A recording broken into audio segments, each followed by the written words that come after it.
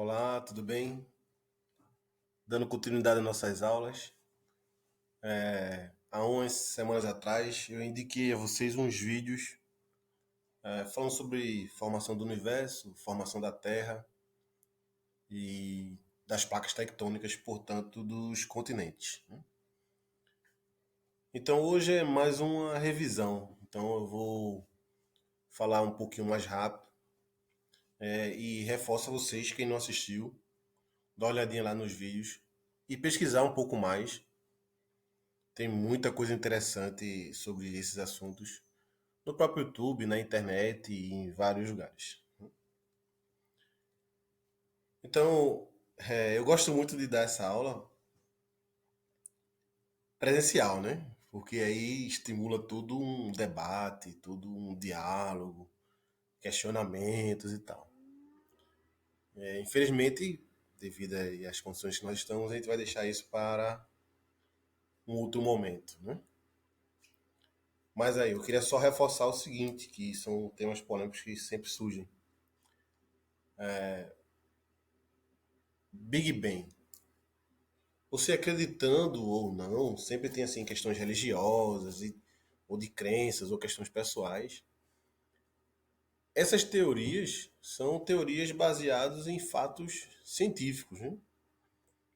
E quando se pergunta lá no concurso público, no Enem, está se perguntando sobre questões científicas. Então, independente da sua crença ou qualquer coisa do tipo, você tem que entender como a ciência acredita que se formou a Terra, ou está em processo de formação, a Terra, o universo, etc. Então, como eu falei, não vou falar mais detalhes porque eu indiquei a vocês vídeos muito bons que vocês podem revisitar e rever. Mas a teoria para a formação do universo é a teoria chamada Big Bang, né? Onde tudo que existe no universo já esteve em um único local e uma grande explosão espalhou isso para o universo que nós conhecemos. Alguns dos fatos que levam os cientistas a crer nisso é que o universo é cheio de características de uma explosão, né? Como fogo, poeira, som, e em especial o fato do universo conhecido, né? Estar em expansão.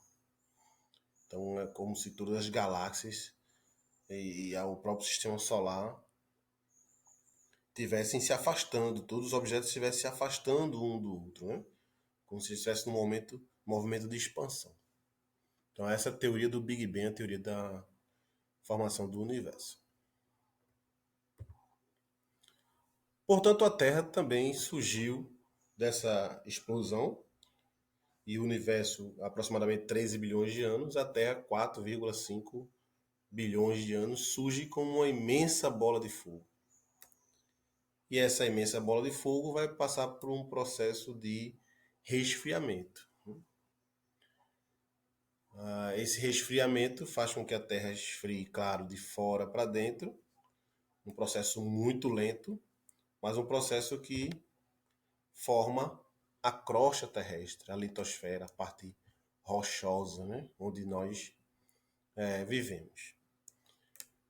No interior da Terra, através de sismógrafos, através de estudos, escavações, observações de vulcões, etc., acredita-se que a Terra é composta por um material plástico, gelatinoso, que seria rochas derretidas a alguns milhares de graus Celsius, né? Que é o que a gente chama aí de lava, né? Na verdade, magma, né? Quando no interior da Terra, e lava ao ser expelido. Então aí o exemplo de um vulcão, né? Então a gente sabe que pouco, na verdade, a gente sabe sobre o interior da Terra, né? Não existe nenhum material que suporte a tamanha pressão e temperatura. Então nada entrou no núcleo da Terra, por exemplo, e trouxe informação de lá para cá. Mas o pouco que a gente sabe é através justamente da observação de terremotos e os movimentos das placas tectônicas. Alguns desses movimentos são analisados por aparelhos como sismógrafo e através da observação desses sismos, né, dessas ondas, se tem uma ideia, por exemplo, da densidade da Terra. Acredita-se que as camadas da Terra possuem densidades diferentes. Por isso que ela é dividida aqui em núcleo,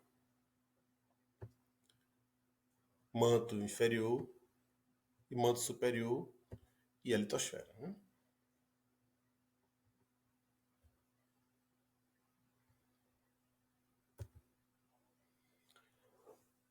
Então ali passamos pela formação da Terra, né? E como ela se comporta hoje.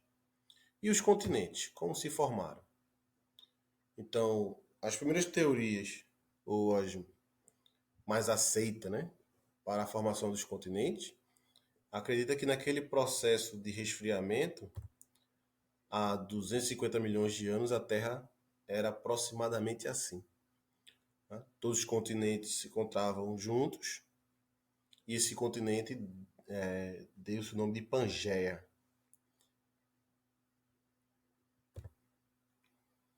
Essa Pangeia era rodeada por um grande oceano chamado Pantalassa. Então, essa teoria foi formada por um cara chamado Alfred Wegener. Né? Então, depois de alguns milhares de anos, essas placas se movimentaram e a Terra foi dividida em Laurásia, equivalente à América do Norte, Europa e Ásia, e Gondwana, América do Sul, África, Austrália e a parte sul, né? Então, ao longo dos milhares dos anos, esse movimento foi ocorrendo até chegarmos a aproximadamente o que nós temos hoje. Esses movimentos é que vão causar fenômenos como os terremotos, os vulcões, né, e outros. Como Alfred Wegener ele observou isso? Primeiro, né, os continentes, ele observou que os continentes, muitos deles, se encaixam, né, perfeitamente como se fosse um quebra-cabeça. A exemplo do Brasil, da América do Sul, com o continente africano. Claro, só essa questão do quebra-cabeça não seria suficiente para se formar uma teoria, né? Então, vários cientistas do mundo todo foram estudar. Né? Estudar o quê? A fauna, a flora, a questão aqui geológica, as rochas, o solo. E cada vez mais se encontrava semelhança entre essas regiões. Semelhanças que cada vez mostravam que um dia essas terras foram juntas. Vejam só, a questão da teoria, né? Professor, mas teoria é hoje, não é amanhã, pode ser mentira. Sim, às vezes acontece, né? Mas essas teorias são teorias que estão bem amarradas umas às outras. Assim, Big Bang, formação da Terra, formação do continente. Veja como é formada, é, ligada até a teoria da evolução, por exemplo. Então, foram descobertos animais iguais aqui e aqui? Não. Tá? Qual seria a explicação para isso? Porque ao longo dos milhares de anos, os animais que viviam aqui, que eram iguais, passaram por tipos de evoluções, climas, adaptações bem diferentes, causando as diferenças que nós temos hoje. Agora, quando se faz escavações nessas regiões e encontram-se animais de milhares de anos, fósseis de milhares de anos, cada vez mais vai se encontrando semelhança entre os ossos ou restos de animais encontrados nos continentes. Então, essas evidências é que vão mostrando cada vez mais que os continentes um dia eram juntos. O mesmo com as rochas, com os vegetais, né? Árvores encontradas, fossilizadas, etc.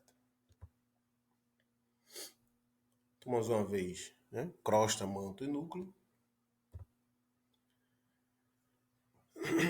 Qual o problema com a teoria de Alfred Wagner?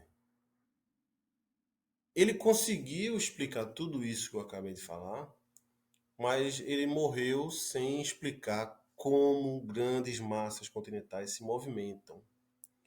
Então, durante muito tempo, a teoria de Alfred Wagner foi ridicularizada, ela não era aceita. E as pessoas queriam saber como era possível um continente se mover. Essa talvez seja também a grande questão de qualquer pessoa entender isso, né? A dificuldade da pessoa imaginar um continente se movendo. Né? O importante lembrar é o seguinte: essas transformações que estão sendo faladas aqui, elas não ocorreram em um ano, 2, 10, 100, 1000 anos. São milhares de anos. Então, para vocês terem uma ideia, para o Brasil estar à distância da África que está hoje, é preciso só ele se movimentar cerca de 2 a 10 centímetros por ano ao longo de milhares de anos. Isso ocasiona a distância que o Brasil está do continente africano hoje. Né? Mas aí, na época tentaram explicar gravidade, força do oceano, a ação dos ventos. Mas até que anos depois da morte de Alfred Wagner, com o descobrimento do fundo do mar, submarinos mapeando o fundo do mar, foram descobertas rachaduras que são ligadas, né, umas às outras, formando aí esse mosaico. Aí você fechou o quebra-cabeça, né? Você tem placas tectônicas, você tem a Terra é formada por pedaços e na margem desses pedaços existem fendas que chegam até o magma. Aí surgiu a teoria das placas tectônicas. Então, para a formação do continente, nós temos duas teorias. Primeira, a teoria da Pangeia, que seria a do continente único, e depois a explicação de por que esses continentes separados se moveram, que é a teoria das placas tectônicas. Eles se movem por quê? O magma em altíssima temperatura, ele tende a subir, se choca com as rochas, derrete parte da rocha, outra parte da rocha está esfriando, e ele desce novamente, fazendo aqui um movimento de convecção. Esse movimento de convecção, ele vai movendo os continentes que boiam sobre o magma, como eu falei, em velocidade média de 2, 3, 10 centímetros ao ano. Quando ocorre um terremoto, esse movimento pode ocorrer em segundos, né? Se moveu 2 centímetros, 10 centímetros em um segundo. Isso é o suficiente para causar grandes transtornos, né? Como um grande terremoto.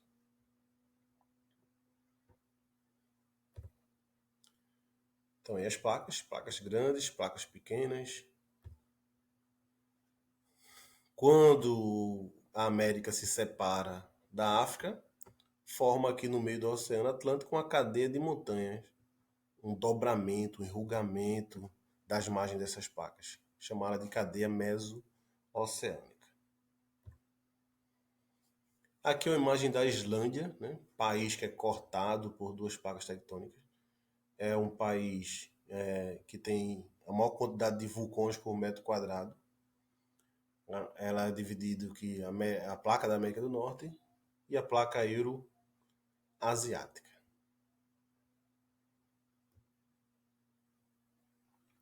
Aqui é o que a gente chama de dobramento moderno, né? Que é quando duas placas tectônicas se chocam, uma tende a descer embaixo da outra, outra tende a subir sobre a outra. Então, isso aqui é uma região de subducção, onde ela entra aqui, vai derreter e começa todo o processo novamente. E uma tende a dobrar-se, né? Quando ela vai dobrando, vai surgindo aqui uma grande cadeia de montanhas. é, por exemplo, como surgiu o Himalaia, né? O choque entre a Índia e a Ásia, formando aqui a, o pico do Everest, né? Com quase 9.000 metros de altitude.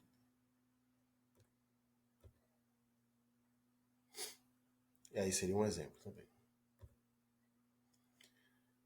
Esses movimentos, na verdade, eles podem ser de afastamento, é o chamado aqui movimento divergente.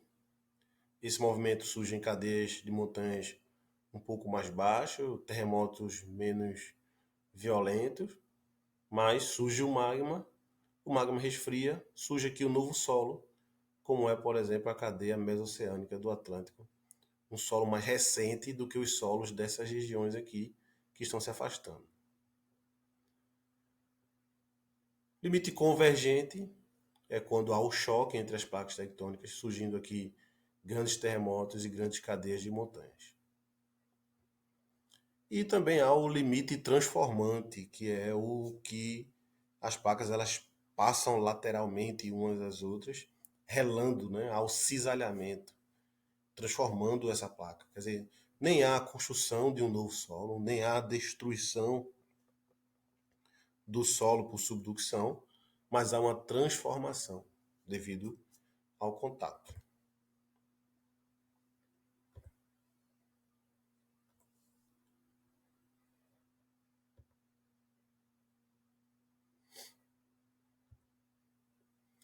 Aqui como ocorre um tsunami, né? O tsunami é quando ocorre um terremoto no oceano.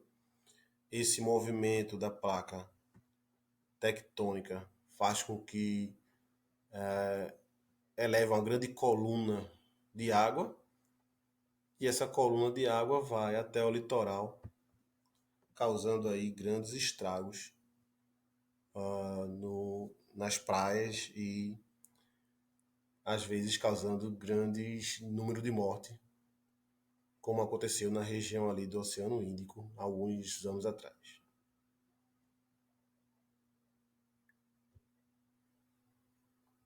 A falha de San Andreas é um exemplo do limite transformante, né? Uma placa está indo para um lado e a outra para o outro. Aí você tem aqui, ó, uma transformação no desenho desse relevo aqui. E você consegue ver a fenda dividindo essas placas. Terremoto, um tsunami, um terremoto que ocorreu aqui, ocorre a alguns quilômetros de profundidade, e seu epicentro, onde ele começa a se espalhar na superfície da Terra, é onde geralmente causam maiores danos.